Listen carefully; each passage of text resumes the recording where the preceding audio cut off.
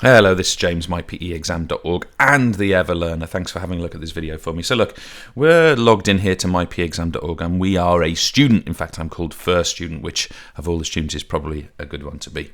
And it's just a test account. And what I want to show you here is the introduction of what we've released very recently, which is the IGCSE PE 9-to-1 curriculum, UK only. So if you're an international school, you need to look at our other IGCSE PE provision. I'll show you that in a separate video. In fact, you can sort of see it here. If I quickly show you here, we actually have 3 IGCSE PE courses, but we're looking at one in particular. And you'll notice here with my first student, in their My Courses page, they have their course enrolled, IGCSE PE 9-to-1, UK only. They haven't made any progress yet, and indeed their group hasn't yet made any progress. They're basically a new student, very much like what your students would see if you enroll into the site. So what we're going to do here is we're going to go to the course, and what we're going to find is on this course is that we've got a whole series list of material that the student is going to be able to study through. In fact, 131 elements of it.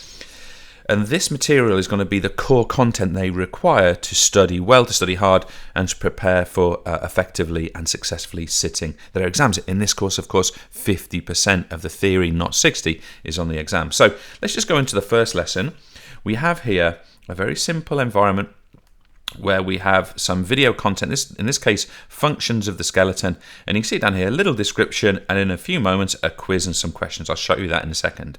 But the important thing is that this is a self-paced tutorial, teaching tutorial taught by me. I'll turn the sound right up so you can hear it in the background. About the functions of the skeleton. I'm pretty confident you know what I mean by a skeleton. We'll talk a bit more about that in a moment. But and this tutorial is going to teach them the core content. If I sort of skip through to certain parts, on a health level, good posture, good shape, good support, it might have implications for things such as pain. Let's say it might allow us to avoid something like backache or back pain. So the core content is taught to the student in this way. And a couple of important things, it's a self-paced teaching episode. So if you consider the importance of that, they can take this teaching episode once, repeatedly, the night before their exam, the first day of their course, and anything in between. They can take it when you ask them to, but they can go ahead and go back when they're stuck or when they're intrigued.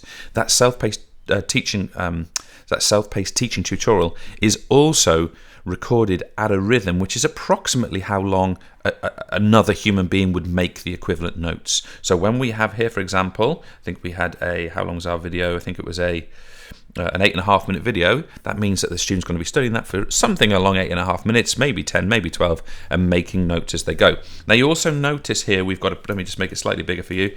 We've got a progress bar. Now what's happening here is if I go to this part of the tutorial and press play, let me just turn that down a little bit. The site is tracking that the student has watched that element here of the video and they've missed this part in white. Now importantly, when this number turns to 80%, sometime, some 7.5 minutes later, in this particular case, it's going to offer the students a question. Are you confident that you've understood all of this content, yes or no? If they hit yes, it marks this lesson as mastered. If they hit no, it marks it as struggling. Remember, struggling is they've done the work, but they need a bit of help. It's not bad. They're just putting their hand up. Once the student has studied this material and they're ready to move on, let me make this slightly smaller. They can take a quiz, okay? And the quiz you'll see here is 6 perfect answers in a row to pass, okay? So they click on the quiz and they're off. Which soft tissue structure connects muscle to bone to allow force to be applied to the skeleton? Now, hopefully, we're going to get a correct mark for writing tendon, and then we get a bit of feedback. In this case, I'm correct, but again, if I was incorrect, I'd get that feedback. Tendon connects muscle to bone and also applies muscular contraction force from the muscle to the bone, so it's helping the student in that context.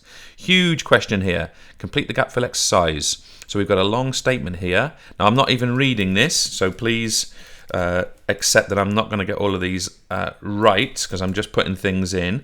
We're going to put in those words there. And you see I'm taking the words from here. Okay, and what I can do once I've done all that, I can check the answer. And of course, oh yeah, I actually got one right. It's a miracle. And again, it's going to give you the statement and the answer. Now, that's a tough question. They need to take their time on that question. There's no rush. There's no rush.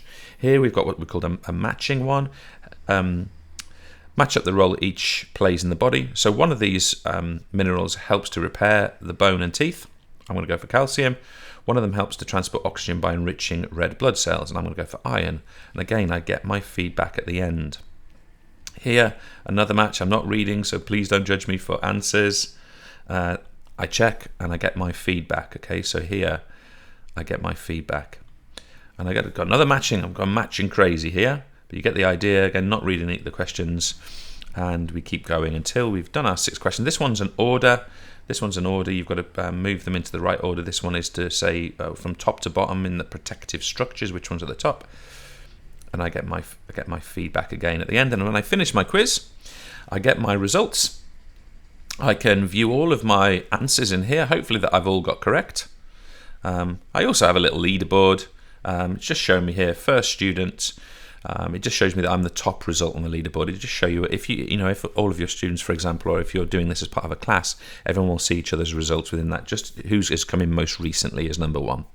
And finally, because I didn't get 6 out of 6, I'm going to restart the quiz again, and I'm off, and I get a different quiz this time. Okay, so really important. Now, I've also got here a teacher's account. Okay, so here I'm now logged in as test teacher.